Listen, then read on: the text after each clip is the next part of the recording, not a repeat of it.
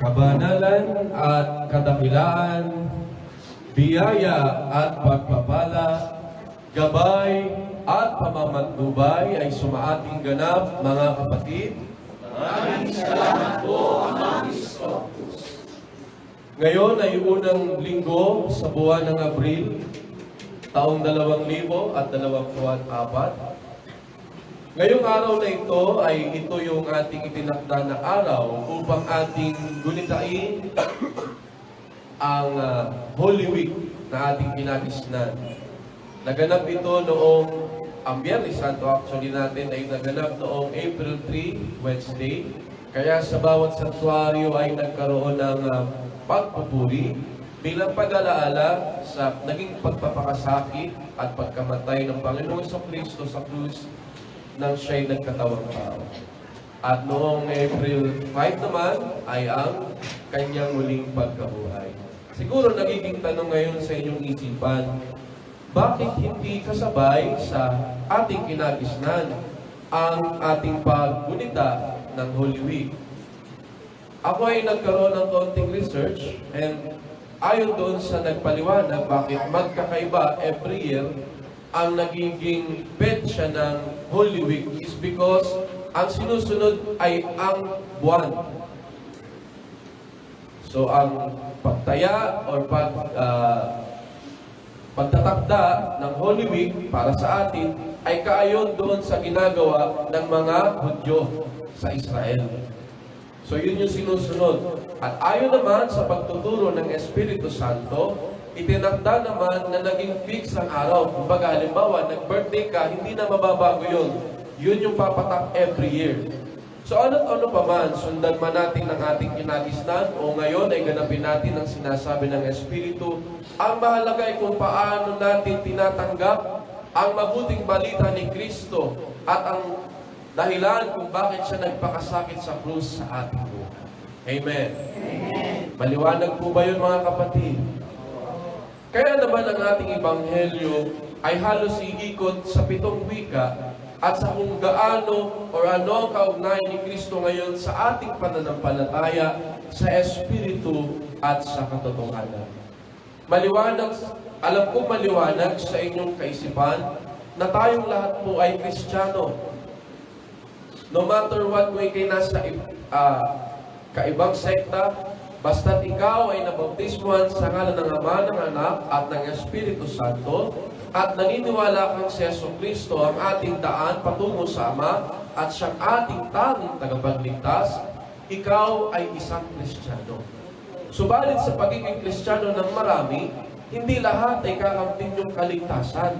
Hindi lahat ay kakamtin ng buhay na walang hanggan. That is the reality ng ating pananampalataya sa wakas ng panahon. Sapagkat nang bumaba ang banal na Espiritu noong Pebrero 1, 1966, ang kanyang sinabi ay ganito, nang ako'y dumating, lahat ang aking dinatnan ay mga patay. Ano ang patay? Ang ating pananampalataya. Sapagkat tayo nagsisitawag sa Kanya bilang anak Jesus, Lord, Panginoon, subalit ang ating mga gawa ay hindi ayon. Kaya't nang siya'y dumating, nais niyang ipaalala muli sino ang daan, ano ang kanyang kalooban para sa atin, upang yung ating inahangad na kaligtasan at buhay na walang hanggan ay magkaroon naman ng katuparan at ng kaganapan. Purihin ang Diyos. Kapag dumarating ang Holy Week, lalo na sa ating bansa, tila ba parang nagiging malungkot na diwa ang diwa ng mga tao? Tama po ba? Lalo na pagka, di ba, pag may nakita kang taong nakasimangot, malungkot, sabihin, parang namang Biyernes Santo ang mukha mo. Doon kasi natin nakuha yung diwang malungkot. Pag Biyernes Santo is patay ang Diyos or nagpakasakit si Kristo sa krus. Sasabihin ko ngayon sa inyo, mga kapatid, hindi po yearly namamatay ang Diyos, ha? Isang beses lang po yung nangyari. At yung diwang malungkot ay siguro naging tradisyon natin, lalo na nating mga Pilipino, na syempre dahil yun yung araw na namatay si Kristo, di na nagiging malungkot ang diwa ng bawat isa. Pero hindi lahat ay ganoon ang nagiging diwa. Kung minsan sinasamantala ng marami ang ganitong pagkakataon upang bigyang kasiyahan ng sarili. Anong ibig kong sabihin, mga kapatid? Nananampalataya, naging Kristiyano sa ikalawang ministeryo, sa pagiging Katoliko, subalit ginagamit ang Holy Week, syempre holiday, upang bigyang kasiyahan ng sarili sa outing, sa pleasure, sa get-together, reunion, na tila ba'y kasiyahan ang nagiging diwa? Hindi po ba? May masama ba doon, mga kapatid? Wala namang masama sa mag-outing. Lalo ngayon, napakainit. Hindi po ba? Sino dito ang nakapag-swimming na? Pakitaas po ang kamay. Hindi ko po inaalam. Nais mo lamang malaman kung kayo ba'y talagang naiinitan na. Diba? Napakainit. Halos gusto mo lagi maligo ngayon. Kasi paglabas mo para kang iihawin sa sobrang init, lalo pagpatak ng alas 12 hanggang alas 3, talagang napakainit. Kaya mga tao, hinahanap ay beach, hinahanap ay swimming pool. Walang masama doon, mga kapatid. Ngunit, kung sinasabi ng iyong pananampalataya na dapat kang mangilid, di po ba? Papasok ngayon doon yung salitang kasalanan ang magawa na hindi ayon sa pananalig. Diba, mga kapatid? Sa ating pagpapaunawa tungkol sa versikulong ito, ang ipinapaunawa dito, kasalanan ang mga gawang hindi ayon sa turo ni Jesucristo. Ngayon, nirelate naman natin sa pagiging ating dating Katoliko. Kasalanan ang mga gawang hindi ayon sa pananalig. Itinuturo ng iyong tinanggap na pananampalataya na dapat kang mangilid tuwing Biyernes Santo, na dapat kang iwan mo muna yung iyong makasanlibutang pamumuhay. Huwag kang maglasing, huwag kang kumain ng karne. Hindi po ba? Yan yung nagiging diwa kapag mahal na araw. Pero, pinabubulaan nito ng iyong mga gawa dahil ang sinusunod mo yung iyong gusto kung ano makakapagpasaya sa iyo. Magpunta ka sa pasyalan kasi holiday, magpunta ka sa mall para magpalamig, magpunta ka sa mga resort para mag-outing. So, kumbaga, pinabubulaanan ng iyong mga gawa ang hinihingi ng iyong pananampalataya. Nakaintindihan niyo po ba ang ibig kong sabihin, mga minamahal na kapatid? Sana, mga kapatid, kung ang Holy Week ay nagiging diwa para ilaan mo sa Diyos, ilaan mo sa Diyos, mga kapatid. Patunayan mo sa pamagitan ng iyong gawa na ikay may pananampalataya sa Diyos. Hindi yung binabigkas ng iyong labi, Panginoon, Jesucristo, kaawaan mo po kami. Pero ikaw, hindi mo kinaawaan ang iyong sarili. Naunawaan niyo pong ibig ko sabihin, mga kapatid. At isa pang nakaugalian tuwing ganitong pagkakataon, yung penitensya. Ano pa? Pasyon. Pagpapako sa krus. At di pagkain ng karne tuwing Biyernes Santo. Kayo ba hindi nagkakarne kapag Biyernes Santo? Hanggang ngayon? Wala pong pagpili. Ha? Karamihan sa mga Kristiyano ay ganito ang nagiging kaugalian. Wala mo ng karne, ha? Biyernes Santo ngayon, mangilid tayo, mag-fasting tayo, magtiis tayo, kasama ni Kristo. Subalit sinasabi ko ngayon sa inyo, kung sundin man natin ito, walang masama. Ngunit kung susundin natin ito, hindi ito nakapagpapabanan sa atin. Naintindihan niyo po. Tapos na tayo sa ganitong yugto ng ating pagtanggap sa pananampalatayang Kristiyano. Wala na dapat ito sa ating talaan na gagawin tuwing mahal na araw. Hindi kasi ito ang nais ng Diyos para sa atin. Naunawaan niyo po. Ngayon, mga minamahal na kapatid, kung hindi na natin gaganapin ito sa ating buhay kapag mahal na araw, yung mga nabanggit, pasyon, penitensya, pagpapabako sa krus, di pagkain ng karne, etc., huwag din naman natin gagawin na kapag mahal na araw, dahil daw wag na magpasyon, wag na di mag-outing na lang. Ano pa? Maglasingan na lang. Magkantahan na lang tayo maghapon. Huwag naman. Kasi binibigyan naman nating disrespect ang pagkatanggap ng ating mga kapatid na Katoliko. Naunawaan niyo po. Halimbawa, may nagpapasyon doon, ay may katabang resort, ang iingay ng video, okay. Hindi ba paglapastangin niyon sa kanilang tinanggap? Sa wakas ng panahon ito, mapapansin natin, sa mga nangangaral ng salita ng Diyos, may insist lamang na tama ang kanilang sinasabi kahit mawala yung respeto sa tinanggap ng kapwa-tao.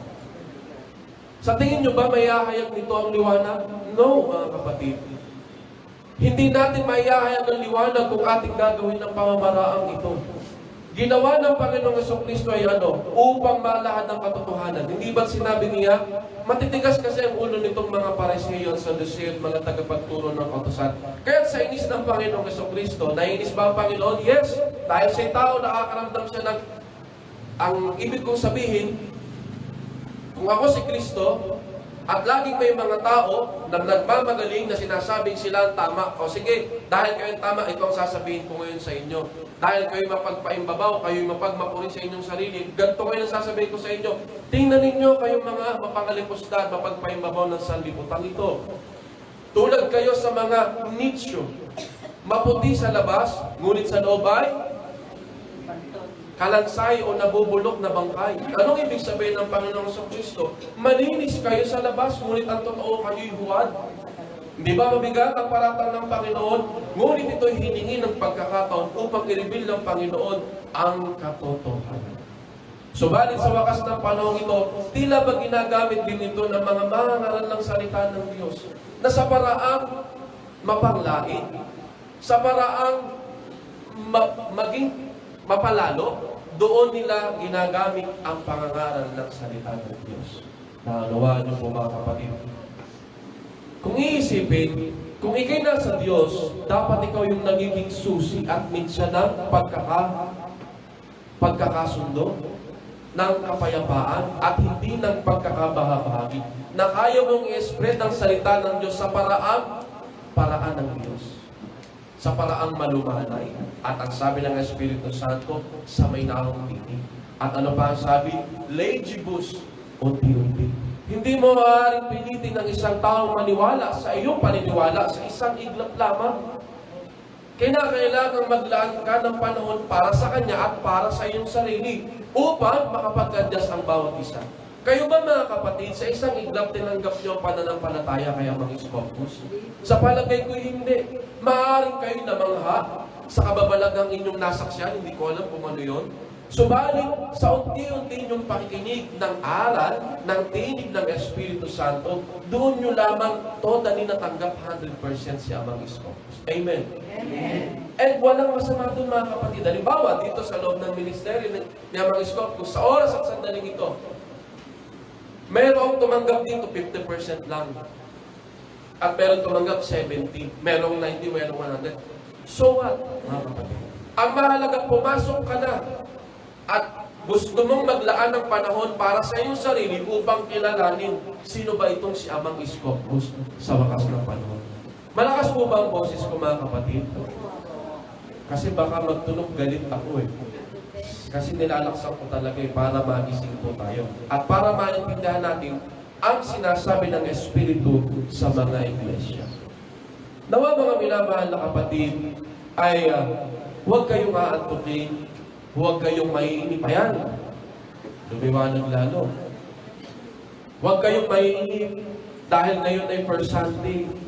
At pag First Sunday, extended ng bahagya ang ating misa dahil ito'y full mass. Naunawaan niyo mga kapatid. So wala mo nang aalis. Pagpatak ng 9, hindi pa yung tapos, ha? Pagpatak ng 10, hindi natin sure kung tapos na. So kung matatapos, doon lamang tayo may chance na umuwi. At sasabihin ko muli sa inyo, huwag kayong magmamadali pag-uwi. Hintayin nyo namang batiin ng bawat isa. Hindi ba may nakasulat, magbatian kayo? Sabi sa kasulatan, hindi na kayo mabati ng iba dahil pauwi kayo. Gusto nyo lagi makauwi. Ano bang meron sa bahay? Bukas ba ang aircon? Naiiwang bukas ba? At dahil gusto makatipid, kailangan umuwi. Ganun ba mga kapatid? Tandaan ninyo mga kapatid, ang santuario ay paaralan. Ang santuario ay pagamutan. Nang ano? Unay kaluluwa, pangalaway ng pisikal. Naunawaan yung mga minamahal na kapatid. Paulit-ulit nating naririnig, hindi lahat ng karamdamang nararamdaman ng ating pisikal ay dahilan sa karamdaman ng pisikal. Anong ibig sabihin? Hindi dahil ikay high blood o hindi dahil ikay nakakaramdam ng panghihina ay dahil mayroong mali sa katawan mo. Sometimes, dahil may mali sa kaluluwa at pamumuhay mo. Yun mga kapatid. Kaya minsan pupunta ka ng ospital, magpapacheck up ka kay doc, babayad ka ng 450 to 500, sasabihin sa'yo, okay po lahat ng lab test. Eh anong problema po? Malay ko sa iyo. Hanggang doon lang ang kaya ng doktor eh. So pag nakita niya doon sa test, doon siya magre-rely, yun ang sasabihin sa'yo, o wala pong problema ang lab test mo. So hindi ko po alam, wala pong masasabi niya. Hanggang doon lang, hindi pinapangasa ng doktor, normal ang lab test, sasabihin sa'yo, may cancer ka. Pwede ba yon? Hindi. Sasabihin lang ng doktor, ano ang pinapakita ng test mo? Pero, sinasabi ko ngayon sa inyo, kaya tayo nagkakaroon ng minsan ay karamdaman dahil ang ating kaluluwa'y gutom. Malnourished. Kulang sa sustansya. Kulang sa vitamina. Kulang sa tubig dahil sa ating katamaran. Katamaran makinig, katamaran mag-aral, katamaran magbasa. Pasensya na kayo kung kayo tatamaan. Ha, mga kapatid? Hindi ako narito, tumayo dito, upang matuwa kayo sa akin. Narito ang mga lingkod ng Diyos upang sabihin ng totoo. At yung totoo tanggapin. At madalas, ang totoo ay masakit tanggapin. Amen. Amen. Pero ang katotohanan, ang sabi, ang katotohanan ang siyang magpapalaya sa inyo. Kung kaya nyo na ito, tanggapin. Hindi ba pa, halimbawa, merong isang tao, halimbawa ako, ministro ni Amang Scopus, nag-break ka. At merong isa sa inyong malakas ang loob, honest, Minister Alvin, may mali kang sinabi. Ay, hindi ako nagkakamali. Tama ba yun? Mali yun, mga kapatid. Hindi ibig sabihin ang isang saserdote ay nagwiwika dito lahat ng sinasabi ay tama. Kaya sinasabi niya ang Scopus, gamitin ninyo ay ang inyong talino. Ano ang talino, mga kapatid? Alam mo ano yung mabuti at masama para sa iyo. At kapag nalaman mo, napag-kumpara mo, napag-depreciate mo, alin ang mabuti, alin ang tama, tanggapin mo. Hindi ko mambibig, wag hahatol, wag hahamak. Eh paano ko po matutuwid ang kapwa kung may mali, kung ako hindi hahamak, hindi magsasalita ng patotoo? Gumamit ka ng salitang maintindihan ka. Naunawaan yung ibig kong sabihin. Kasi kung minsan, sa kagustuhan nating mai-insist ang tama, nagiging mali tayo sa pandinig ng ating itinatama. Tama, mali. Kaya kinakailangan, upang maitama mo isang taong nagkamali, gumamit ka ng tamang pananalita. Upang yung sinasabi mong tama, maging tama din sa kanyang pandinig ay tama ka. Nagkamali ako. Sa ganong paraan, marirealize ng tao na nagkasala, nagkamali sa kanyang sarili, na siya may dapat ituwid. Tayo ba'y mabuti ng lahat? Hindi pa. Tayo ba'y ganap na? Hindi pa. Kaya ang bawat kritisismo, ang bawat pagpuna, pagsita, ay tanggapin natin kung ito'y totoo. Amen. Sapagkat sa ganitong pagkakataon, may improve natin ang ating buhay. May improve natin ang ating mga sarili. Basahin ko sa inyo ang isang talata mula sa sulat ni Juan, chapter 3, verse 16. Ito ang isang talata na matibay na patotoo. Gaano karodob ang pag-ibig ng Diyos para sa atin. Ito ang talata na palagi nating nababasa at naririnig. Ang sabi, 1 chapter 3 verse 16, sapagkat gayon na lamang ang pag-ibig ng Diyos sa sangkatauhan, kaya't ibinigay niya ang kanyang kaisa-isang anak, upang ang sino mang sumampalataya sa kanya ay hindi mapahamak, kundi magkaroon ng buhay na walang hanggan. Purihin ang Diyos. Sino ang isinugo? Si Yesu Cristo. At ang sabi, kaya't ibinigay niya ang kanyang kaisa-isang anak upang ang sino mang sumampalataya sa kanya ay hindi mapahamak, kundi magkaroon ng buhay na walang hanggan. Natapos ang mahabang panahon ng paghahandog at ngayon ginanap ng Diyos ang isang ultimate na paghahandog. At ito yung paghahandog ni Kristo ng kanyang buhay sa krus. May makakagawa pa ba noon? Wala na. At maliwanag dapat sa ating isipan, hindi tayo kasama doon sa tinubos. Bakit ko sinabi? Ay maraming nangangaral. No, kapatid. Kasama tayo sa tinubos, nakasulat kasi. Sige, papaliwanag natin yan later on, mga kapatid. Pero sa pagtuturo ng Espiritu Santo, hindi tayo kasama sa tinubos. Paano mo titimbagin ng isang karne kung wala pang baboy na kinatay? Napakasimpleng paliwanag para doon sa nagsasabing ako'y kasama sa tinubos ni Kristo. Kung kasama ka, ano yung kasalanan ng ginawa mo bago pa ito naganap? Ibig sabihin, pinatawad na din yun. Patatawarin ng bawat kasalanan ating nagawa kung tatanggapin mo si Kristo sa iyong buhay. Doon pa lang magsisimula ang pagpapatawad. Pero yung sabihin mo, automatic pinatawad ka at si Kristo yung nagkasakripisyo para sa akin. No, mga kapatid. Hindi tayo kasama doon. At ang sabi ng Espiritu Santo, kayo ngayon, mga anak, ang gagampang Kristo. Kayo ang magbabata.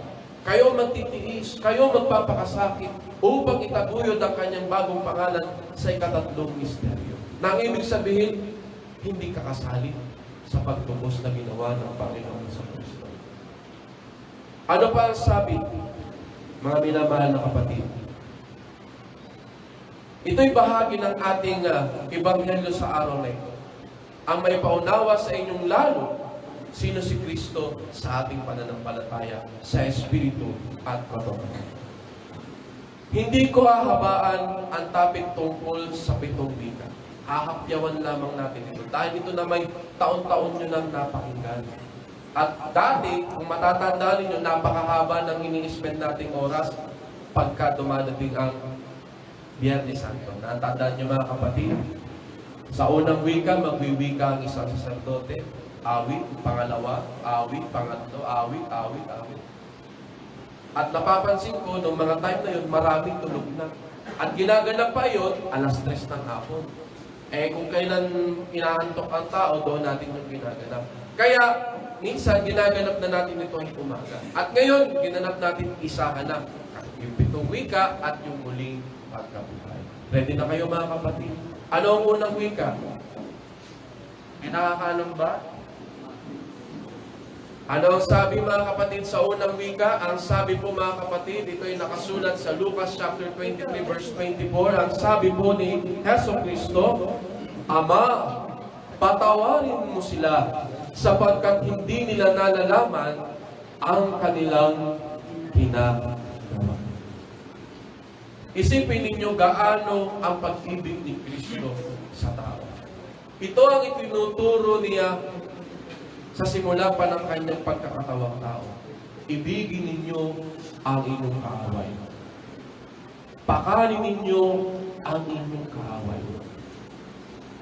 Na hindi naman natin magawa-gawa sa wakas ng panahon ito.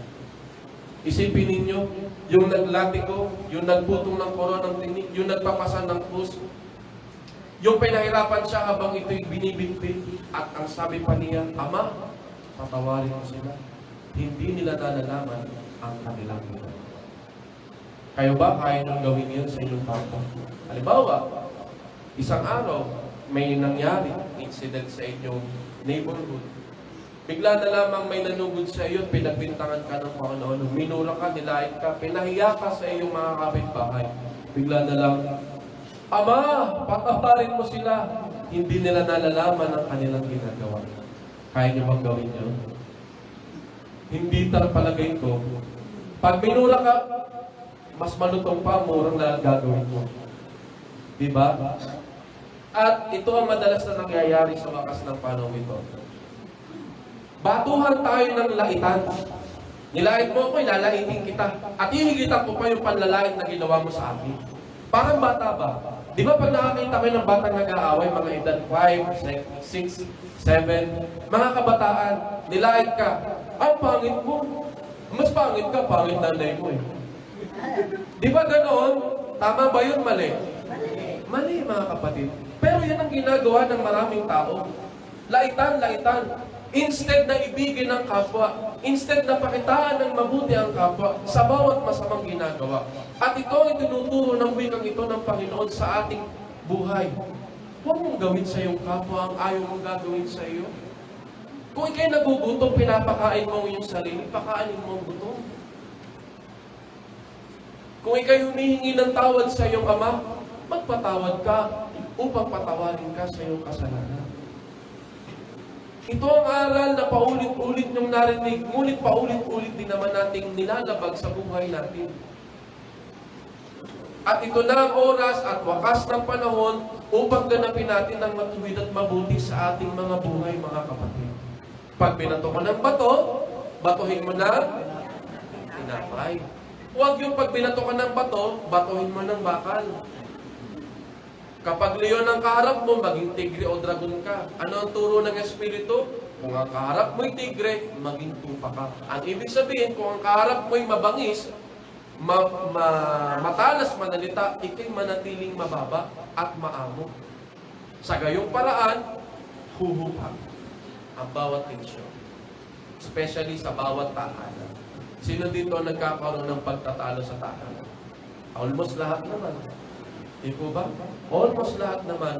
Ngunit kung paingiralan natin ang turo ng Panginoong Jesucristo, ang kababaang loob, ang pagiging kalmado sa lahat ng sandali, mananatili ang kapayapaan. At kung ang bawat Kristiyano at bawat umanggap sa pangalan ni Jesucristo ay magiging ganito, magkakaunawaan ng bawat isa. Amen? Amen. Hindi ko nakakahabaan, mga kapatid. Moving on agad tayo sa pangalawang wika. Ano ang sabi sa pangalawang wika na nakasulat sa Lucas chapter 23 verse 43? Sinasabi ko sa iyo, ngayon di isasama kita sa paraiso. Sino ang sinabihan ni Kristo dito, mga kapatid? Si Dimas. Recap tayo, bakit sinabi ito ng Panginoong Kristo? Ano ba si Dimas? Isa siya sa nakapako at nakabayubay sa krus kasama ni Kristo. At ulitin ko, kaya ipinako silang tatlo dahil sa sila'y pinagbintangang makasalanan. Kumbaga, yun yung death penalty that time, mga kapatid. Ang bawat tao na hatulang mamatay ay ganito ang gagawin. Ito yung utos ng gobyernong Romano. Ipako sa krus, ipako sa krus. Si Hestas, ang isa pang kriminal na kasama ng Panginoong Jesucristo. Ngunit sa kalagitnaan or sa habang sila'y nakabayubay sa krus, nagwika itong si Hestas. Ano ang sabi ni Hestas, mga kapatid? Kung totoo nga ikaw ang anak ng Diyos, iligtas mo ngayon ang iyong sarili. At ano ang sabi ni Dimas? Karapat-dapat lang tayo sa parusang ito. Ngunit ang taong ito'y walang kasalanan. Ibig sabihin, habang buhay or habang sila hindi pa na itinakdang nakapako, napapansin or natutunghayan nitong si Dimas ang nagiging pangangaral ng mabuting balita ni Kristo. At nakita niyang si Kristo'y matuwid at walang dahilan upang siya'y ipako sa krus. Ngayon, mga kapatid, si Dimas ba'y mabuti para igawad ng Panginoon ang kanyang kahilingan? Sinong pwedeng magsabi dito ba? Wala, hindi po ba? Wala tayong idea. Ano ba ang buhay ni Dimas? Ngunit, kung pagbabasihan natin, bakit siya ngayon ipinako sa krus? Ibig sabihin, siya'y namuhay na masama. At ito ang isang patotoo sa buhay nating tao na hindi lahat ng napagbintangang o nakulong ay likas na masama. Naunawaan niyo, mga kapatid. Kaya huwag kayong, halimbawa, sa inyong lugar, may ex-convict. Huwag ninyong ipadama na siya'y ex-convict. Siya'y nakulong. Huwag niyo ipadama sa kanyang siya'y galing sa kulungan. Ipadama niyong siya'y welcome sa labas at pwedeng magbago. Amen. Amen. Huwag tayong maging mapanghatol at mapanghamak. Hindi natin alam, baka mas mabuti pa siya kaysa sa atin, bagamat siya'y nakulong at tayo hindi ibig sabihin tayo mas mabuti kaysa sa kanila. Purihin ng Diyos. Kaya naman, mga minamahal na kapatid, si Dimas ay naging isang mabuting tao. Dangat nga lamang dahil sa hirap ng buhay, siya'y gumawa ng masama ayon sa utos ng tao. Ngunit sa paningin ng Amang nasa langit, at pinatunayan ito ng kanyang salita na siya'y mabuti. Sapagkat anong kanyang ginawa? Inamin niya ang kanyang kasalanan, nagsisi siya sa kanyang kasalanan. Kayo ba inaamin nung kayo makasalanan? Dapat, mga kapatid, dahil ito ang sabi ng Panginoon, aminin ninyo ang inyong mga kasalanan. Di ba may mga nakasulat? Ipagtapat ninyo sa inyong kapwa ang inyong kasalanan, kaya tayo may tinatawag na kumpisal. Sino dito ang nangungumpisal dati? Wala.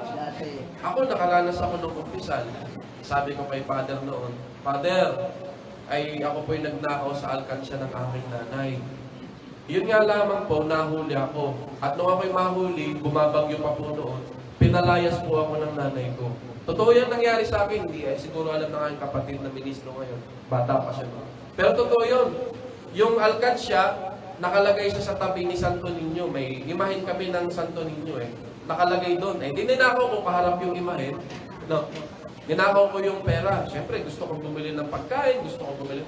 So, nagnakaw ako sa madaling sabi. At ako'y pinarusahan ko, sige, lumayas ka.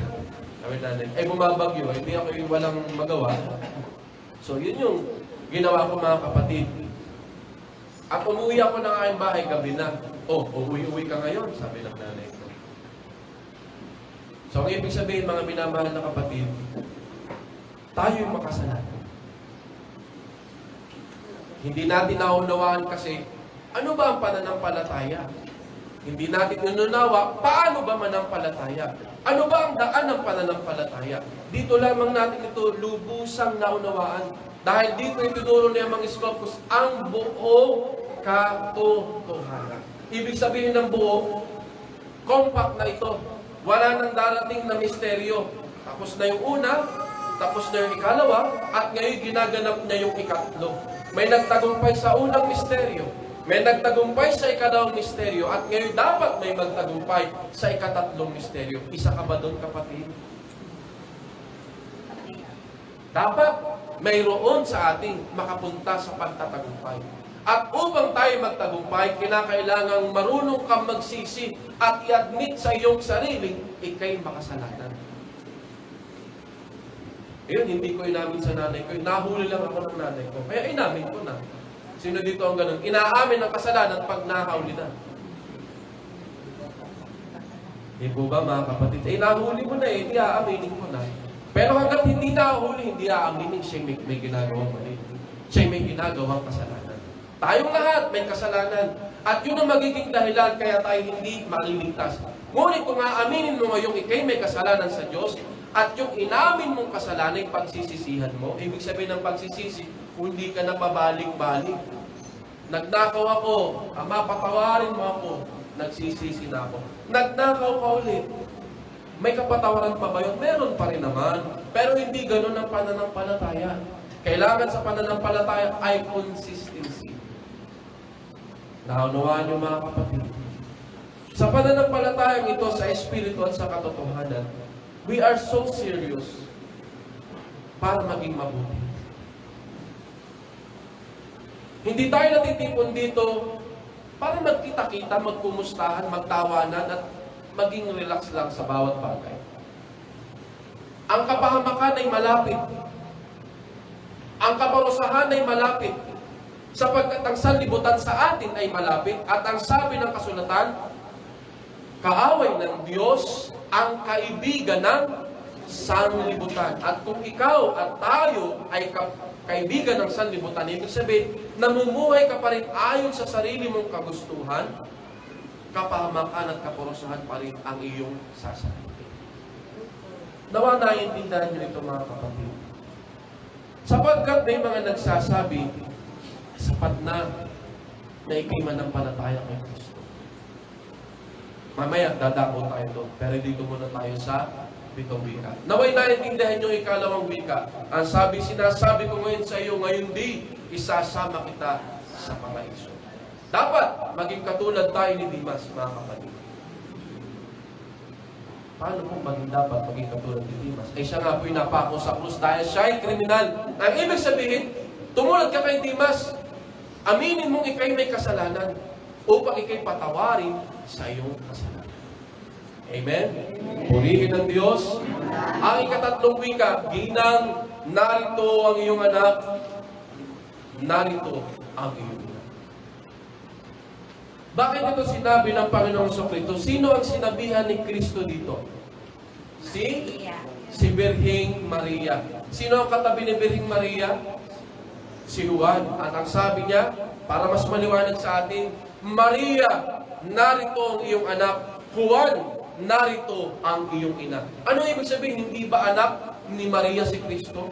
Hindi ba tinuturing ni Kristo ng mga sandaling iyon na siya'y anak ni Maria? Para sabihin niyang Ginoo or Juan, narito ang iyong ina, at Maria, narito ang iyong anak. Ang ibig sabihin lamang nito, ipinagkakatiwala ni Kristo ang kanyang nanay sa laman na si Maria kay Juan. At ipinapaunawa na dito si Maria ay naging kasangkapan lang din ng Diyos upang maganap ang nakasulat sa Isaias na isang babae ang maglilihi at magsisilang ng isang sanggol na lalaki at tatawaging Emmanuel. Ngunit kalaunay tinawag na Jesucristo. Bakit? Pagkat ito ang sinabi ng anghel sa sandali na nag-conceive na or magkukonsib na si Birheng Maria. Which is nangyari din sa pangalang Ischopos. Hindi napasulat, di po ba? Kagaya ng Jesus, hindi rin napasulat. Kaya hindi tinanggap ng mga Hudyo. Kaya marami sa mga nasa Middle East ay Muslim. Hindi nila tinanggap ang mabuting balita ni Kristo sapagkat wala nga namang Jesus na nakasulat. Eh kung Jesus yan, ay lahat Kristiyano. Eh bakit ganun? Hindi natin alam anong plano ng Diyos. At kung ating aalamin mabuti, ginawa ito ng Diyos upang umagos sa hintil. Sino ang hintil? Tayo. Part tayo nung lahing hintil. Ang hintil ay tao or mga tao na hindi kabilang sa 12 tribes ni Israel. So tayo, hindi tayo Israelita. Tayo Pilipino. Ang ating nuno ay magkakahalo. Tanggap nyo, magkakahalo. Pero hindi galing sa unggoy. Sino dito galing sa unggoy? Pakitaas po ang kamay. Hindi nyo matanggap eh. Hindi ako galing sa unggoy. Bakit mo sasabihin galing sa unggoy? Sapagkat, siyempre, ayon sa pag-aaral, nasa libro ng ating mga anak na nag-aaral sa elementarya hanggang high school, ay galing daw tayo sa unggoy. Pero pinapatotohanan ng ating pananampalataya na sabi sa Genesis, at ngayon lalangin natin ng tao ng wangis sa atin. So magkakontra ang paliwanag ng siyensya at ang paliwanag ng pananampalataya. Eh nasan ba kayo? Nasa pangkat ba kayo ng mga scientifico? Hindi. Nasa pangkat kayo ng mga taong sinisikap manampalataya sa buhay ng Diyos. Kaya huwag nyo nang pakinggan ang aral ng tao. Ang pakinggan nyo yung sinasabi ng Espiritu sa mga iglesia. Naunawaan nyo na ang ikatatlong wika. Ginang, narito ang iyong anak. Ginoo, narito ang iyong ina. Ang ikaapat na wika. Diyos ko, bakit mo ako pinabayaan? Pinabayaan nga ba si Kristo? Pinabayaan nga po ba? Sagot po kayo mga kapatid. Nagtatalo yung inyong isip, ano yung sasagot ko? Opo, pinabayaan ng Diyos si Kristo ayon sa laman, ngunit hindi siya pinabayaan ayon sa Espiritu. Unang-una, bakit siya pinabayaan ayon sa laman? Kailangan pong mangyari. Wala kayong magagawa, Kristo. Parang ganun eh. Wala kang magagawa, anak. Kailangan mangyari ito. Kailangan mangyari upang mag-iwan ito ng matibay na halimbawa. Pag ito nangyari, mapatanggal ang kamatayan dahil sa pamamagitan nito, magkakamit ang tao ng buhay na walang hanggan kung susunod sa halimbawang iyong iiwan. Napakaliwanag ng mga minamahal na kapatid. Kailangan mangyari, kaya hinayaan ng Diyos na gawin ito ng tao sa kanyang bugtong na anak na si Kristo. Ang pahirapan siya, ang lapastanganin siya, ang putungan siya ng koronang tinik, ang pahirapan siya sa mahabang oras at sukdulang ipako sa krus hanggang sa siya'y mamatay. At nung siya'y patay na, meron pang ginawa. Ano pa ang ginawa? Tinusok pa para i-make sure na patay na. Diba mga minamahal na kapatid? Ganoon katindi ang paglapastangang ginawa sa Panginoong Jesucristo. Ngayon balik tayo, Diyos ko, bakit mo ako pinabayaan? Dito'y pinapakita ng Panginoong Jesucristo na siyang tao. Nang ibig sabihin, ang bawat latigo, ang bawat hagupit, ang bawat sakit ay naramdaman niya literal. Hindi iginawad ng Diyos ang power para siya'y maging manhid ng time na yon. At ang tao kapag dumaraing dahil sa sakit, ganito ang nagiging attitude. Akala niya, pinababayaan siya ng Diyos. Kayo ba ganito? Ama, bakit ganon? Mula nang tinanggap kita, nagulo buhay ko. Mula nang tinanggap kita, naghiwalay kami ng asawa ko. Mula nang tinanggap kita, nawala ang biyaya at pagpapala sa pamilya ko. Bakit ganon, mga kapatid? Dahil mali ang pagkaunawa mo sa pananampalataya. Ang pananampalataya hindi nag-o-offer ng prosperity. Tama, mali. Dahil ang pananampalataya hindi para dito, para doon sa katawang panlangit. Ngayon, ang Diyos ay mahabagin sa atin. At ang sabi ni Amang Iskop, mga anak, sapat na kayo may kinakain 3 beses sa isang araw. Kayo ba'y kumakain ng 3? Higit pa po. Higit pa. May midnight snack pa. At ang karamihan sa atin, huwag kayo magagalit, overweight. Totoo, hindi. Ibig sabihin, sagana tayo sa ating kakanin sa araw-araw, hindi tayo ginugutom ng Diyos. At sino ka para tanungin ng Diyos, pinabayaan ka ba ng Diyos? Ganoon kasi ang taong madaingin. Kapag nakaramdam ng kaunting sakit, dumaraing. At ito ang itinuturo ni Amang Iskop ko sa wakas ng panahon ito. Mga anak, tanggapin nyo sa inyong buhay na kayo'y mahirap at kailangan dumaan sa prosesong ito ng hirap, sakit at pagtitiis. Sapagkat ito lang ang tanging daan upang makarating kayo sa akin. Sapagkat walang aliping makahihigit sa kanyang Panginoon. Kung si Kristo'y nagutom na uhaw, pinagkait ang yaman ng sanlibutan, kayo man ay kailangan dumaan sa ganito. Ngunit hindi pa man dumarating sa ganoong kabigat ang ating pinagdadaanan. Ha? Ang ating pakipaglaban para sa pananampalataya hindi humahantong sa kayo hinahanting sa inyong bahay para patayin. Hindi. Pero tayo nahihiya na sa ating kapwa-tao. Hindi natin may paglaban sa ating kapwa-tao ang ating pananampalataya. Kung minsan, may ilan sa atin, patago. Patagong magpuri. Patago kung paano ginaganap ang kanyang pananampalataya. Huwag, mga kapatid. Ang sabi sa kasulatan, mayroon bang ilawan na ilalagay sa ilalim ng mesa? Wala. Ang ilawan na inilalagay sa ibabaw upang tanglawan ang kadiliman sa kanyang kapaligiran. At tayo'y ilaw ng sanlibutan. Ano ang ilaw natin? Yung ating mabubuting gawa. Ipakita natin sa ating kapwa ang ating mabubuting gawa, hindi upang ito ipagmalaki, hindi upang ito ipagmayabang, kundi upang maunawaan ng tao paano manampalataya sa Diyos. Ano ang nababago ng Diyos sa isang tao masama kapag tinanggap siya? Ito, nagiging mabuti. Una, inaalis mo ang masama, kaya nandyan ang batas, panglinis. Linisin mo ang iyong sarili, gamitin mo ito. Ang Diyos bang lilinis sa atin? Hindi po. Hindi gagamit ang Diyos ng kanyang kapangyarihan kahit kaunti para baguhin ka ng isang iglap. No, mga kapatid. Ikaw sa iyong sarili bilang tao ang pipili. Kaya nga may freedom eh. Kaya nga tayo may kapangyarihang pumili. Ang hindi mo lang kayang piliin ay sino ang magiging nanay at tatay mo. Tama ba? Kapag pinanganak ka ng nanay mo, pwede bang sabihin mo hindi siya? Hindi. So that's the only thing na hindi ka makakapamili. Pero sa buhay na ito, kaya mong mamili every time ng iyong buhay. Hindi ba pag namimili kayo sa grocery, namimili kayo ng gulay? Pipiliin nyo ba yung lanta? Hindi. Pipiliin nyo yung pinakasariwa. At sa pinakasariwa, yung pinakamura. Diba? Wais ka eh. Ganon ka mamili. Kasi yun yung mabuti para sa'yo. Nakatipid ka na, naging healthy pa. Sa buhay nating tao, mali ang maglasing, pero anong pinipili ng tao? Maglasing. Kasi masarap. Amen. Pero yun ang nagpapalayo sa iyo sa Diyos mo. Yung pagiging maibigin mo sa paglalasing. Masama ba alak? Hindi masama ang alak. Ang alak ay pinayo pa nga ni Pablo kay Timoteo, tumikim ka din ng kaunting alak. Meron namang pilosopong magsasabi, sinulat pala mag-inom tayo eh. Mali yun.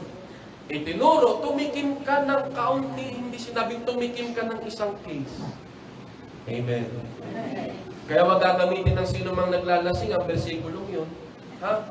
Mali na sabihin mong tumikim, sabihin mo tumikim ay 3 bote, 4 hanggang sa nalasing ka na. Hindi yon. Tumikim for your health. Kasi mayroong pagtikim ng alak na nakakatulong sa ating kalusugan. Pero kapag sobra, nakasisira ng kalusugan. At nagsabi, huwag niyong sirain ang templo ng Diyos. Ano ang templo? Ang katawang pisikal. Hindi ito. Hindi itong santuario. Itong santuario, walang halaga ito kung wala kayo. Tama po ba? Walang halaga itong santuario kung wala kayo. Kayo ang mahalaga. Kayo ang katawan ni Kristo. Kayo ang templo ng Diyos. At itong templong ito dapat iniingatan, hindi sinisira. Ha? Hindi nilalapastangan, hindi ginagawa ng masama. Sapagkat ito ang tahanan ng Espiritu Santo. Kaya mga kapatid, sa ika-4 na wika, Diyos ko, bakit mo ako pinabayaan? Si Kristo ay nagwiwika upang ipakita na siya'y tao pa rin. Subalit, sinabi ko nga sa inyo, siya ay pinabayaan ayon sa laman, ngunit hindi pinabayaan ayon sa Espiritu. Kapalit ng kanyang paghihirap ay ang pagkakamit ng kaligtasan ng sino mang sa kanya itatanggap at mananampalataya mula simula hanggang wakas. Ang ika-5 wika, nauuhaw ako. Kapag ba ikay mamamatay na, anong dumarating sa iyong isipan? Bawa nasa bed ka na. At ano mo pakiramdam mong anytime, pwede ka nang malagutan ng Pilipinas. Anong papasok sa isipan mo? Anak, nasa rep yung cake, kainin ko. Bihira, di ba? Bihira yung hihingi ka ng anumang bagay na kakanin, iinumin. Bihira. Anong ibig sabihin ni Kristo dito? Siya ba'y literal na nauuhaw? Possible. Pero, ang totoong kinauuhawan ni Kristo ay ang pag-ibig ng tao. Pagmamahal ng tao. At paano patutunayan ng tao ang pagmamahal? Sundan mo ang kanyang halimbawa. Sundan mo ang halimbawa ni Kristo. Sa gayong paraan na iparamdam mo ang iyong pagmamahal. Uhaw na uhaw pa rin hanggang sa mga sandaling ito, si Amang iskop ko sa kanyang mga anak, sa pagsunod ng kanyang mga anak sa wakas ng panahon ito. Marami sa mga anak kay Amang iskop ko ang nananatili pa rin tulog. Nananatili pa rin pabago-bago ang isip. Hindi mo alam saan siya maninindigan. Nakarinig ng aral ng iba, ay, mali pa rin yung aking nasundan. Nakarinig ka ng dahil sa kultong salita, nagpalit ka na ng... No, mga kapatid. Marami tayong nagiging dahilan upang lituhin ang ating sarili. Ang ituon mo yung paningin kay Kristo. Pakinggan mo ang sinasabi ng nangangaral na ministro ng salita ng Diyos. At ang sabi, malinis ang lahat ng bagay sa may malilinis na isipan. At huwag mong gagamitin ang mga salitang masamang narinig mo sa mga masamang interpretasyon. Yung halimaw, unang-una. Kapag sinabing halimaw, pangit. May pangin, namumuksa. Ngunit ang sinasabi ng Apokalipsis, namumuksa ng masama. At kung ang halimaw ay namumuksa ng masama, ibig sabihin, sa panig siya ng mabuti. Isipin ninyo mga kapatid. At in-interpret ito ng mga tao sa masama. Naunawaan nyo mga minamahal na kapatid. At dito sa loob ng Ministeryo at Ilaw ng mga Iskopos, bawat bagay, bawat aral, nililinaw nating mabuti. Upang huwag kayong malito. Bakit pa kayo malilito? Ay ang Espiritu Santo lumulog sa atin. Nagwiwika. Ipinapadama sa atin siya'y kapiling natin na wala nang darating. Na kung ika'y babalik sa iyong pinanggalingan, wala na po doon ang kaligtasan. Wala na po doon ang buhay na walang hanggan. Bakit po? Jesus pa rin naman ang tinatawag doon. At ang sabi po ng Biblia, kung ako'y mananampalataya kay Kristo, tatanggapin ko siya, maliligtas ako. Yes, pero ang ginagawa ng mga puno doon ay hindi kaugnay kay Kristo. Kaya sinabi, hindi pinapalahanan ng Diyos ang hindi nananatili sa turo at aral. At kung ang ginaganap doon ay hindi na ayon sa turo at aral, ibig sabihin, sila ay anti-Kristo. Ibig sabihin ng anti, laban. hindi ka sang-ayon, hindi ka kasama, kalaban ka ni Kristo. Dahil ang ginagawa mo, hindi na utos ni Kristo. Pero ang akala mo, ito ang gusto ni Kristo. Ngayon, malinaw na yan sa ating lahat na tumanggap sa pangalan ng Espiritu Santo. Ngunit panlalait, pangahamak, pangalimusta ang ating pinakamit dahil dito. Ano ang isusukli natin? Masama din? Hindi. Ang isukli natin ay mabuti. Kapag kasi mabuti ang ginawa mo sa iyong kapwa, ginawa mo yun ay sa Diyos. Tama ba mga kapatid? Ang bawat mabuting bagay na ginagawa natin sa ating kapwa, higit sa lahat ay sa mga galit sa atin, sa mga nagkasala sa atin, ay sa Diyos natin ito nagawa. Mga minamahal na kapatid. At sa ganung paraan, natitighaw natin ang uhaw ng Diyos. Maalis na yung sinasabing nauuhaw ako. Mawawala na yun sa wika ng Evangelist Corpus. Amen. Amen. At ang ika-anim, naganap na. Ano ang naganap na? Mga kapatid, naganap na ang hula na ang kordero ay papatayin upang ihandog. At naganap na ang pagliligtas sa tao na nasa ilalim ng lumang tipan. Kaya maliwanag dapat sa inyong isipan, hindi tayo kasama. Ang bawat kasalanan natin hindi kasama sa naging pagpapakasakit ng Panginoong Jesucristo sa krus. Tayo ngayon na nabubuhay ngayon nang siyang magbibitbit ng kasalanan ito upang ito iwaksi, tigilan, alisin. Kaya nandiyan ang batas panglinis. Mga minamahal na kapatid. Naganap na ang ikalawang ministeryo at nagsimula na ang pangangaral ng mabuting balita. At naganap na yung sinabing, at humayo kayo at gawin ninyong alagad ko ang lahat ng bansa sa ngalan ng Ama, ng Anak, at ng Espiritu Santo at turuang sumunod sa lahat ng ipinag-uutos ko sa inyo. Tayo ba'y nabautismohan sa pangalan ng Ama, Anak at Espiritu Santo? At may mga magsasabi, saan nyo nakuha yan sa ngalan ng Ama? Ito po, nakasulat. Sa huling kabanata at talata ng Mateo. Na mayroong tinawag na Ama, mayroong tinatawag na Anak, at mayroong tinatawag na Espiritu Santo. Ito yung tatlong misteryo ng iisang Diyos. Ilan ang persona? Isa lang. At yun ay si Jesucristo. Ngayon, tapos na yung Ama, tapos na yung sa ngalan ng Anak, nasa sa ngalan tayo ng Espiritu Santo. Pag tinanggap mo si Jehovah at itinakwil mo si Jesucristo, magiging ganap ka ba? Hindi. Pag tinanggap mo si Jehovah, tinanggap mo si Kristo, tinakwil mo si Amang Iskopkos, magiging ganap ka ba? Hindi rin. Ngunit kung tatanggapin mo si Amang Iskopkos, tinanggap mo si Jehovah at si Jesucristo. Hindi sila pwedeng maghiwa-hiwala. Ano ibig ko sabihin? Sapagkat ang turo ng mga propeta, ang 10 utos na ibinigay kay Moises at sa mga Israelita ay inuwi ni Kristo sa dalawa. Ibigin ng iyong Diyos ng buong puso, ng buong kaluluwa, ng buong lakas.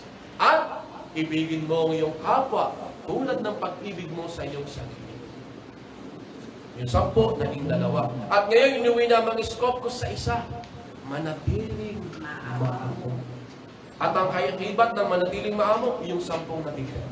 Basahin nyo, sauluhin nyo, at sa unti-unti ganapin nyo sa inyong buhay. Alisin nyo kapalaluan nyo natin, kataasan natin, kaharutan, karamutan, init ng ulo, ngit-ngit sa kapwa, huwag humatol, huwag humama, huwag gawin sa iyong kapwa ang ayaw mong gawin sa iyo, at higit sa lahat, magpatawad ka sa taong nagkasala sa iyo. Sa ganoong paraan, natupad natin ng 10 utos, ang 2 utos, at ngayon, ang ultimate na utos, ang manatiling maamo. At sa ganun parang tinanggap mo yung 3. Sapagkat hindi pwedeng maghiwalay si Kristo at si Amang Iskopkos. May mga nagsasabi kasi, nanakay Amang Iskopkos na, hindi na dapat paggitin si Kristo, hindi na dapat buksan ang Biblia, sapat na ang mensahe ni Amang Iskopkos, which is wrong.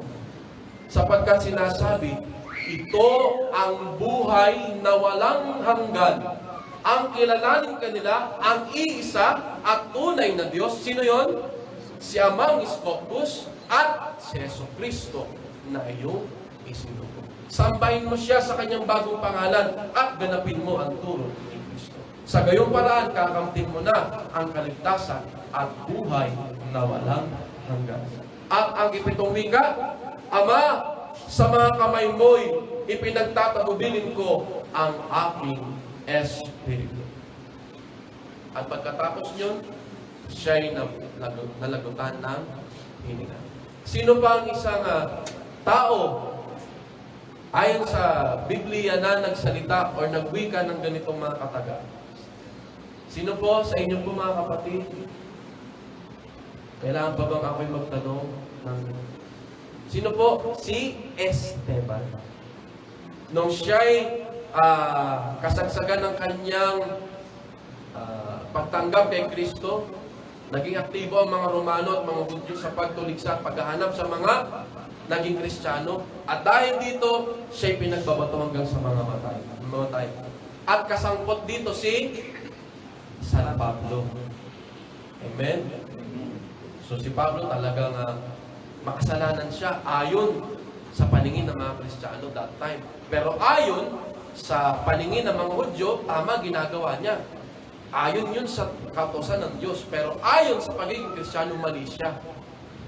Kaya naman, nung siya'y maging apostol, siya'y hirangin bilang kahuli-huling apostol, siya ang isa sa pinakamatagumpay. Dahil umabot sa mabuting balita hanggang sa mga hentil. At siya ang may pinakamaraming nasulat na aklat. Siya ang mas nakapagpaliwanag ng mga magbutil na aral ng Panginoong Kristo. Sapagkat ibinuhos ng Espiritu Santo ang buong gabay at pamamatnubay sa kanyang mga apostol hanggang sa dumating at umagos sa atin. Ngunit, mga minamahal na kapatid, ang kanila bang sinimulan ay naipagpatuloy ng mga sumunod? Hindi natin sure kung hanggang kailan nanatili ang mga sumunod sa mga apostol. Siyempre, dumating pa yung era ng mga santo at santa, hindi po ba?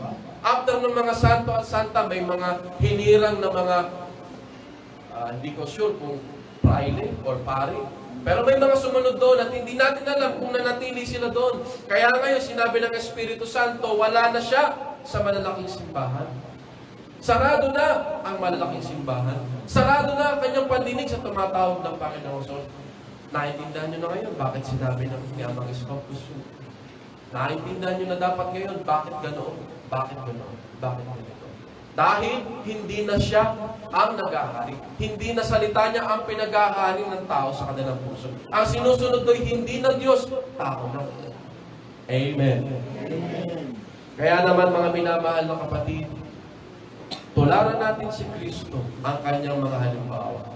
Ang kanyang huling 7 wika ay hindi iniwan upang maging pag-uusapan lang every Biyernes Santo. Itatake lang every Biyernes Santo. Pwede itong itakil o ipahayag o pakinggan every minute, every time kung kinakailangan upang ma-realize mo sa iyong buhay na ikay mahal ng Diyos.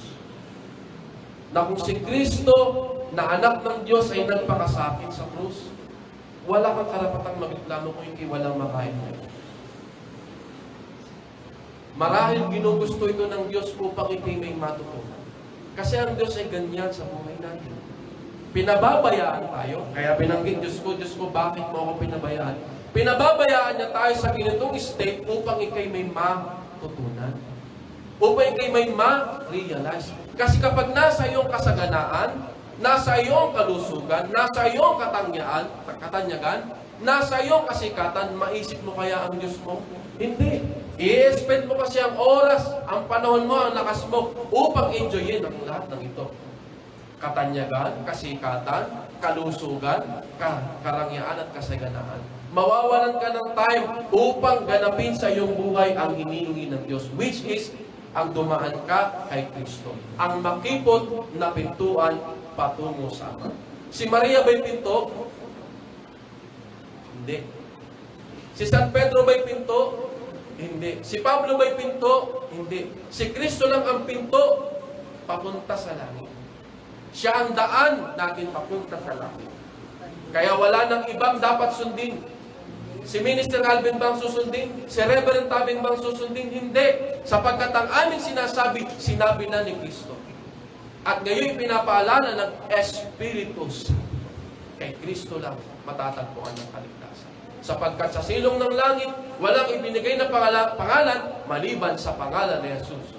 Ay ano ang Iskopos? Ang Iskopos ay hindi para sa pagliligtas. Ang Iskopos ay para sa umupuman tayo, mga buhay at mga patay. Magkaiba ang role ng ating Diyos sa magkakaibang panahon. Ginanap ito ng Diyos upang bigyan ng chance ang bawat panahon.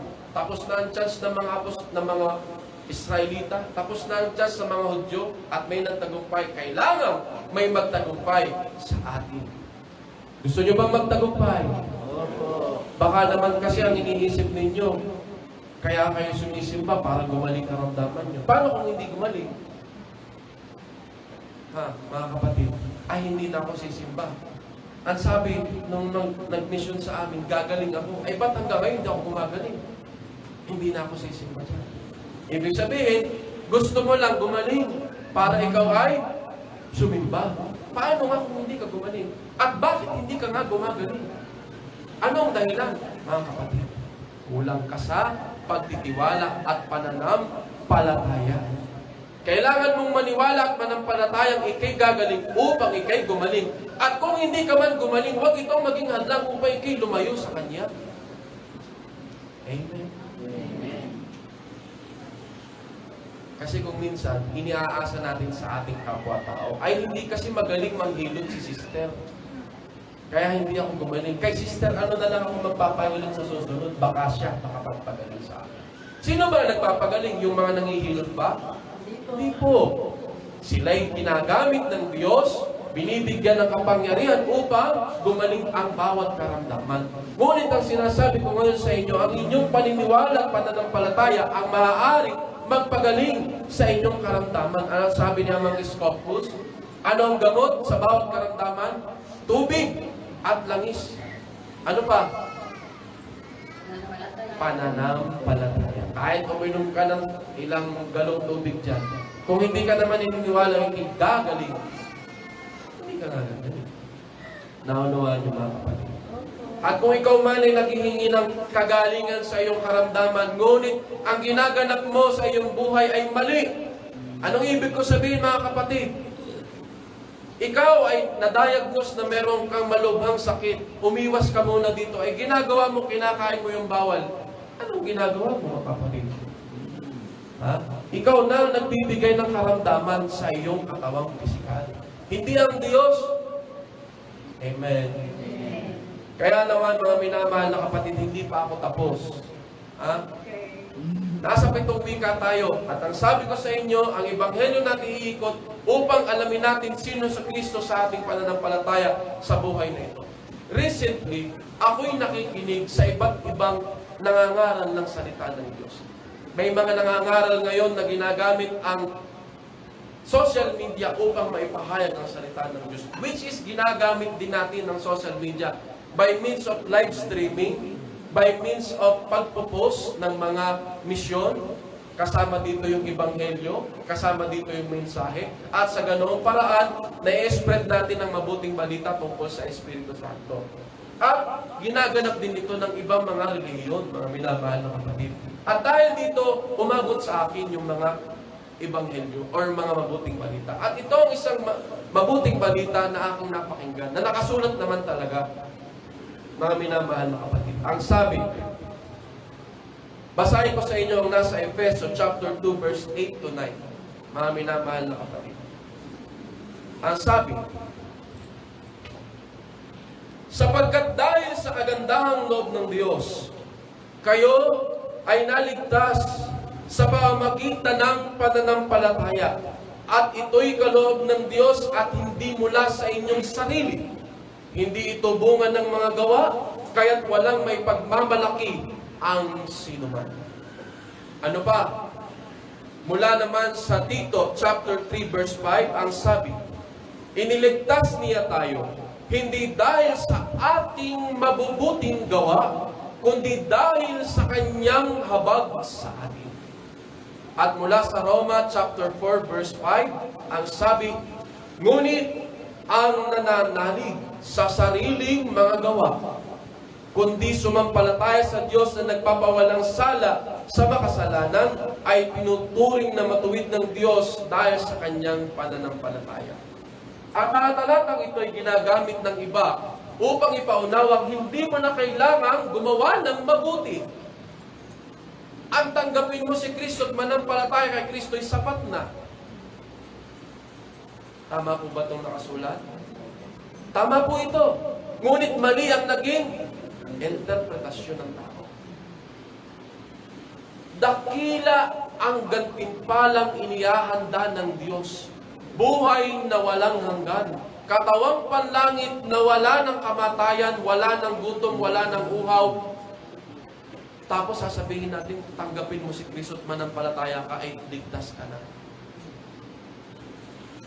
Upang mas maging matibay sa inyong isipan ng aking sinasabi, basahin natin ang nakasulat sa Pahayag, chapter 19, verse 8. Ang sabi, mga kapatid, binihisan siya ng malinis at puting-puting lino. Ang lino ay ang mabubuting gawa ng mga hinirang ng Diyos. It is necessary na kailangan mo ng mabuting gawa upang ikay maligtas. Amen. Ngunit bakit nakasulat ito, mga kapatid? Ulitin ko, iniligtas niya tayo hindi dahil sa ating mabubuting gawa, kundi dahil sa ating or sa kanyang habag sa atin. Hindi pala dahil sa mabuting gawa. Ang linaw eh. Ngayon, intindihin natin mabuti ang konteksto ng talata. Kung minsan kasi, kung ano yung nakasulat yun, doon na lang iikot ang isipan ng tao upang unawain. Ang una-una mong iisipin dito, kailan ito isinulat? Kailan ito sinulat? Sinulat ito, hindi pa lumilipas ang siguro 20 taon matapos na mamatay si Kristo. Hindi ko na na-search kung gaano katagal yung span, kung kailan ito sinulat ni Pablo kay Tito.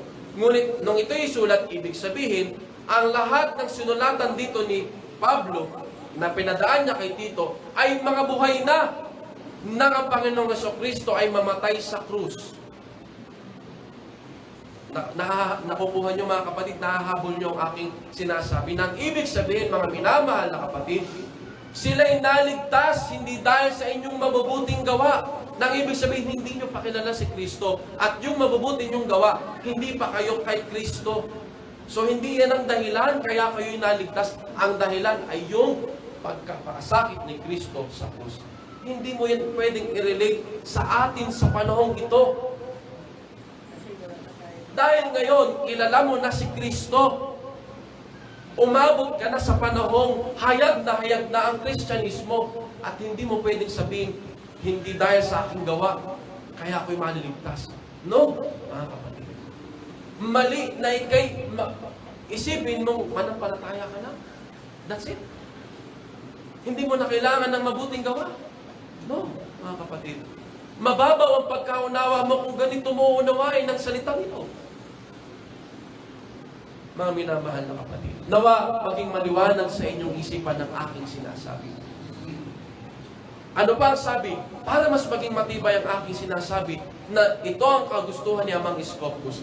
Ang sabi sa Santiago, chapter 2, verse 14, ay ganito, mga kapatid, ano ang pakinabang kung sabihin ng isang tao na siya'y may pananampalataya, ngunit hindi naman niya ito pinapatunayan sa gawa? May liligtas ba siya ng ganoong uri ng pananampalataya? Napakaliwanag, di po ba? Pananampalataya o mga gawa. At ang sabi sa verse chapter 2 pa rin ng Santiago, verse 18, kung may magsasabi, may pananampalataya ka at may gawa naman ako, ipakita mo sa akin kung paano maaaring magkaroon ng pananampalataya nang walang mga gawa. At ipapakita ko naman sa iyo ang aking pananampalataya sa pamagitan ng aking mga gawa. Apakalinaw, mga kapatid. Kailangan mo ng gawa upang patunayan ang iyong pananampalataya. purihin ang Diyos. Hindi basta-basta ang gantimpala ang inihanda ng Diyos. At kung ating babasahin ang kasulatan, ang bawat gantimpala na ibinibigay ng Diyos, kailangan mo munang paghirapan. Ang pagsunod ba sa kalooban ng Diyos kung minsa'y labag sa iyong kalooban? Yes, madalas. Madalas, mga kapatid, na ang pagsunod sa kalooban ng Diyos, lalabagin mo ang kagustuhan mo. Nang ibig sabihin, gaganapin mo ito ng labag sa iyong kalooban, walang problema doon. Walang problema doon. Parang ganito yan, mga kapatid. May mga magsasabi, masama maging plastic. Anong ibig sabihin ng plastic? Pakitang tao. Pakitang tao. Sabihin ko ngayon sa inyo, may mga magsasabi, kailangan kong ipakita sino ako. Hindi ko kailangan magpanggap sa sino man. Kung ako'y mapanlait, mapanlait ako. Pwede ba yun? Kung ako'y magagalitin, papakita ko ako'y magagalitin. Pwede ba yun? Hindi. Upang ipakita ngayong pananampalataya, pigilin mo ang masamang nasa iyo. Huwag mong ipakita ang mali sa iyong kapwa. Kung nagkakasala ang iyong kapwa, huwag ka namang makiisa sa kanyang pagkakasala. Naunawaan niyo, mga kapatid. Ang ebanghelyo'y mabigat. Subalit magiging magaan kung tatanggapin mo ito ng buong puso. Ang mga Israelita ay walang lupain. Naunawaan nyo. At ito'y binigay ng Diyos sa kanila. Sa paanong paraan? Sa isang iglap? Hindi, mga kapatid. Bago na kubkob ng mga Israelita ang unang kahariang kanilang pinabagsak, ano ang pinagawa ng Diyos?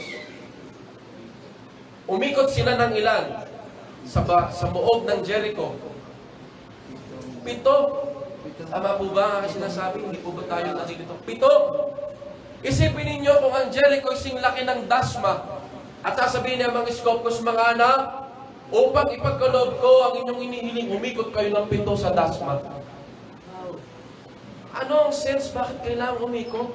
Eh kung ibibigay mo din naman, Panginoon, bakit kailangan umikot? Dahil kailangan mong paghirapan ang bawat bagay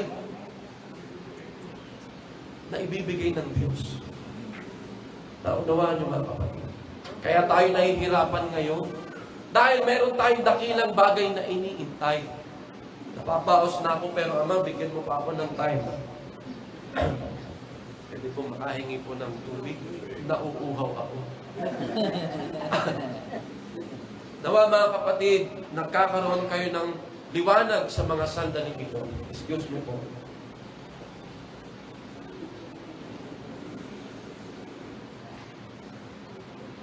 Ito'y dumating sa aking isipan na itong ebanghelyo.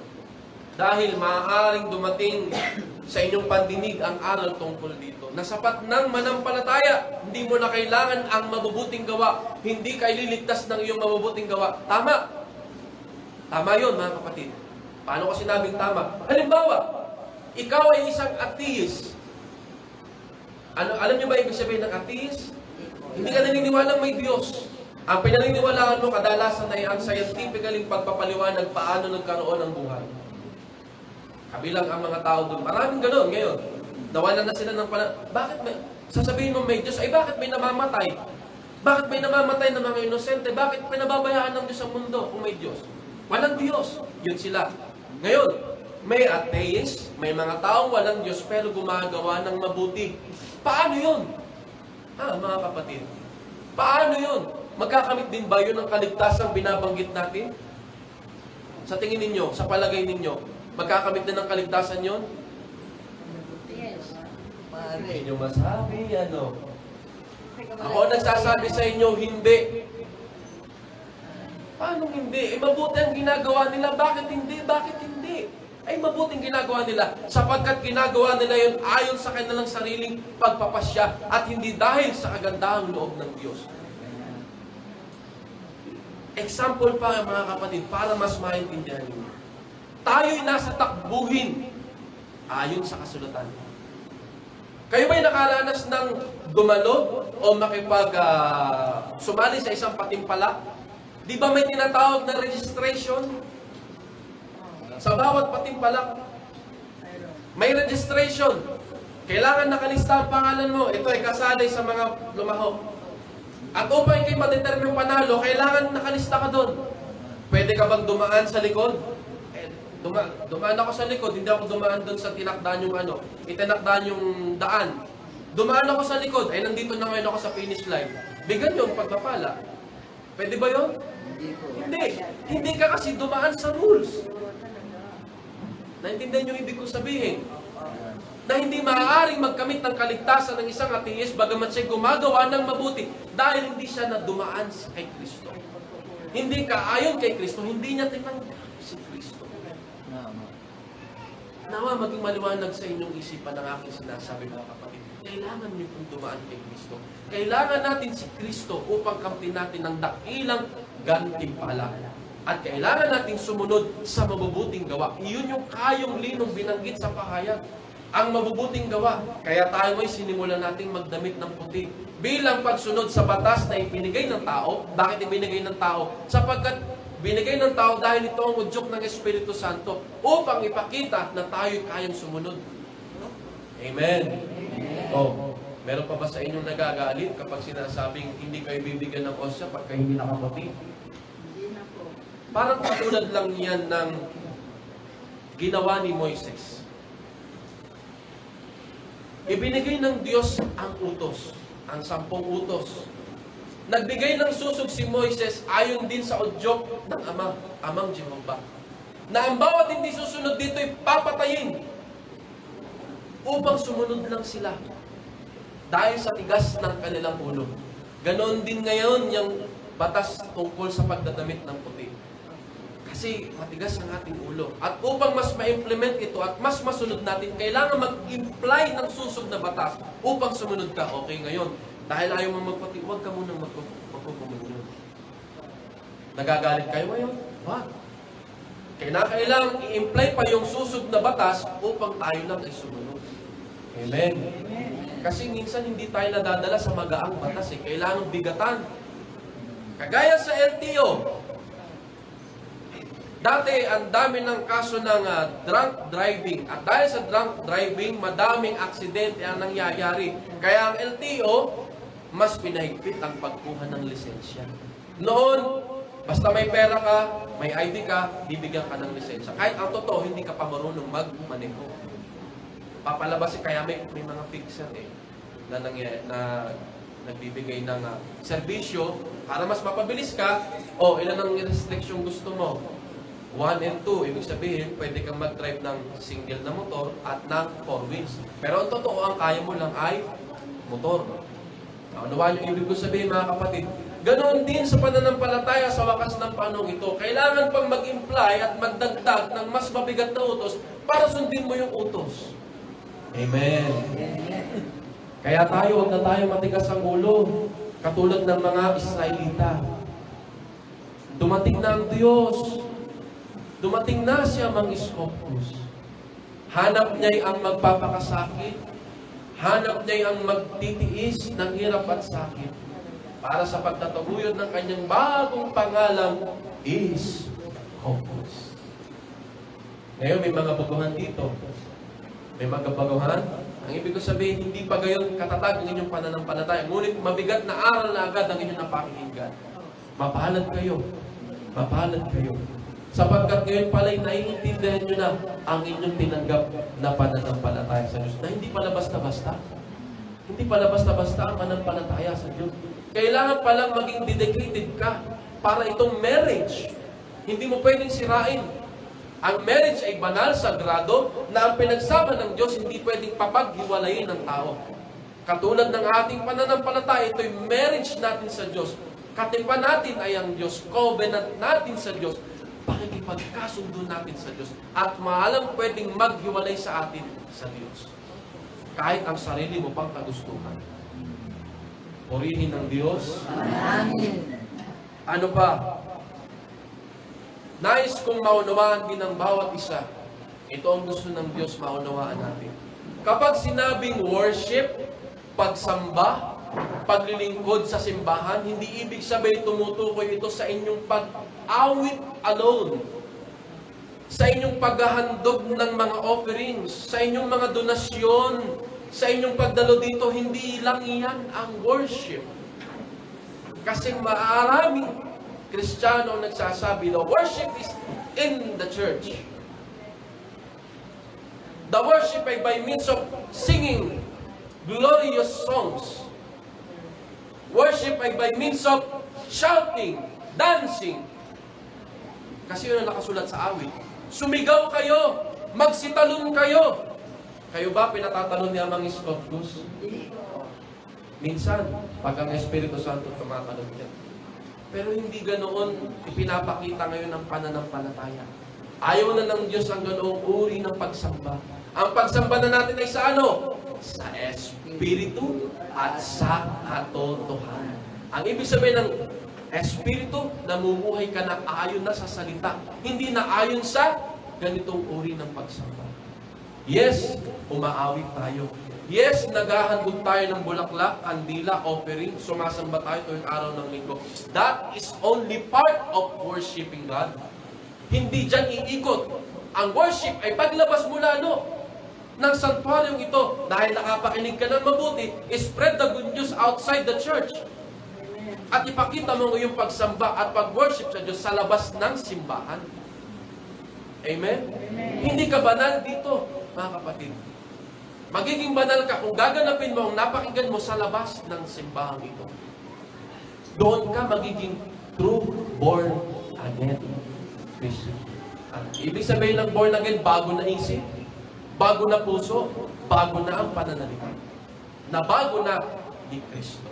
Na bago na ni Amang Scopus sa tulong ng kanyang gabay at patnubay at sa iyong pagsisikap, magagawa mo ito.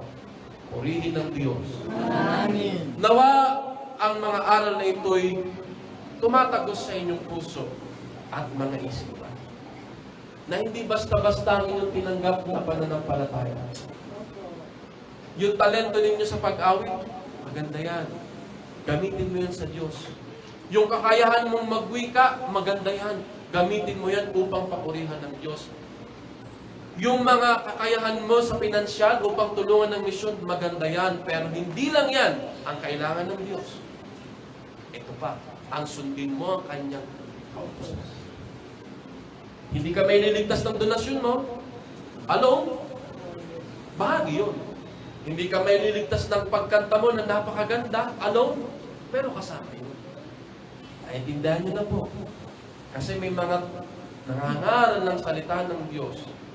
At ito'y nakikita ko, nababasa ko, napapanood ko, na may mga tinatawag na worship leader na kumakanta, may hawak na instrument, na iniisip nilang ito lang ang paraan ng pagsamba at pag-worship. No. Magaling akong kumanta, ay hindi naman ako nagbabago ng aking buhay. Paano ako magiging worshiper ng Diyos? Dito nyo lang yan lubos na naunawaan. Dito lang sa loob ng ministeryo at ilaw ni Amang Scopus. Purihin ang Diyos. Amen. Kaya si Amang Scopus ay dumating noong Pebrero 1, 1966. Dahil bukod sa tayo'y namuhay sa kasinungalingan, which is ang minanang turo,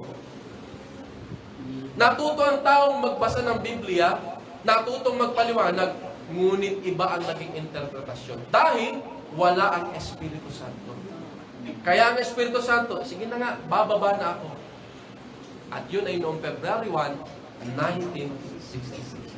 Dahil kung magpapatuloy ang tao sa pagsasaliksik at ipapahayag ang Word of God sa pamamaraan ayon lamang sa kanilang kakayahan, walang maliligtas. Isipin ninyo, ituturo ng isang lingkod ng Diyos, manampalataya ka lang, di mo kailangan ng gawa. Isipin ninyo yun, mga kapatid. Maraming maliligaw. At ligaw na ang marami. Kaya ngayon, mga kapatid, hindi na kayo naliligaw. Nandito na kayo sa tamang daan. Si Kristo ang ating daan at wala nang iba pa. Amen. Amen. Tandaan ninyo, mga kapatid, sabi ko kanina, tayo nasa takbuhan. Nakarehistro ba kayo? Ano ibig sabihin ng kayo nakarehistro, mga kapatid? Ibig sabihin, tinanggap mo na si Kristo. Tayo ba nung bininyagan na kaya mga Scopus na? Karamihan sa atin, wala.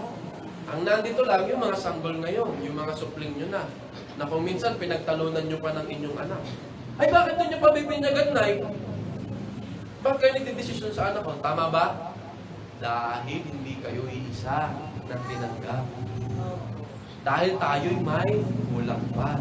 Kasi hindi mo pa naipaliwanag sa anak mo. O babalik na naman tayo kapag tayo namatay. Magtatalo-talo yung mga anak. Eh yung isang anak mo kay ama, yung isang anak mo hindi kay ama. Ay, hindi kay amang Scopus yan babasbasan. Dito yan, babasbasan. Eh yung namatay, walang magawa, patay na eh. Ha? Naunawaan yung mga minamahal na kapatid. Kaya habang may oras, habang may pagkakataon kayo, ipaunawa ninyo ang inyong tinanggap sa inyong mga mahal sa buhay. Sino magpapaunawa dyan? Ikaw po. Pwede. By your request. Pero, upang mas maintindihan nila ito, kayo mismo magpakita sa kanila na ang nanay ko dati sugarol eh. Pero nung tinanggap si ama, apa, wala ang pagsusugal. Na ibig sabihin, wala na silang may babatong masama sa iyo. Wala na silang panlalait na may babato sa iyo. Diyos nga ang tinanggap ng nanay ko. Hindi dahil sa ako'y nakakita ng hiwaga. Hiwaga na ang nanay ko ay nawala sa madyungan. Himala na ang nanay ko hindi na nagmumura. Himala na ang nanay ko hindi na namumuhay sa pakikipagdaldalan sa lansangan. Himala na ang nanay ko ay pahuli sa Diyos ang namumutayo sa kanyang ila. Himala ba yon? Himala. At bawat himala ay kailangan upang ang tao ay maniwala. Yun ang himala na ginagawat ngayon ni Amang Scopus. Na kung minsan hindi kailangan ipakita ni Amang Scopus ang ipinakita ni Kristo na buhayin ang patay. Hindi ko masasabi na may kakayahan ng bawat ministro o saserdote gawin ito. Ngunit ang may tanging kakayahan nun ay ang Diyos. Amen? Ngunit hindi ko masasabi na kapag may namatay sa inyong tahanan, wag naman sana ay tatawagin niyo si Reverend Tabing, buhayin niyo ang nanay ko. Ay baka po matisod kayo kasi baka hindi mangyari. Ha? Si Kristo lang yun kasi siya yung Diyos. Eh kami naman, hindi naman tayo Diyos. Sinisikap nating maging Diyos, anak. Purihin ng Diyos. Nawa mga kapatid, sa maiksing sandali ng ating pagtatalakayang ito at marahil mamaya ay may oras pa upang mas makapagdagdag pa ng mga kaalaman at karunungan na siya makapagpapatibay sa ating pananampalatayang tinanggap sa Espiritu at katotohanan. Huwag na kayong papadaya, huwag na kayong malilinlang pa ng mga salita sapagkat kung minsan ang mga tao ay pinipili ang mga bersikulo lamang sa Biblia upang ito'y gamitin upang makapag-act. Hindi nila kukuhanin ng ibang talata sapagkat hindi ito tatanggapin ng tao. Sabihin ko muli sa inyo mga kapatid, kaming mga ministro, mga lingkod ni Amang Scopus ay hindi narito upang intayin ang papuri ninyo. Hindi narito upang bigyan nyo ng inyong magagandang salita. Narito ang mga lingkod ni Amang Scopus upang i-reveal ang katotohanan at mas madalas magagalit ang tao sa mga sinasabi ng mga ministro ni Amang Scopus. Dahil inire-reveal natin ang katotohanan. Katulad din lamang yan ng ginawa ng Panginoong Jesucristo. Nang sabihin niya sa mga eskriba at mga pareseyo, kayo'y mga mapagpaimbabaw at mga mapang-alipusta, magngangalit ang inyong mga ngipin, sapagkat gagawin ng Diyos sa inyo ang isang bagay na kahit na may magpaunawa sa inyo, hindi nyo paniniwalaan. Amen. Amen. Ito ang mabuting balita, purihin ng Diyos. Magsitayo po ang mga minamahal.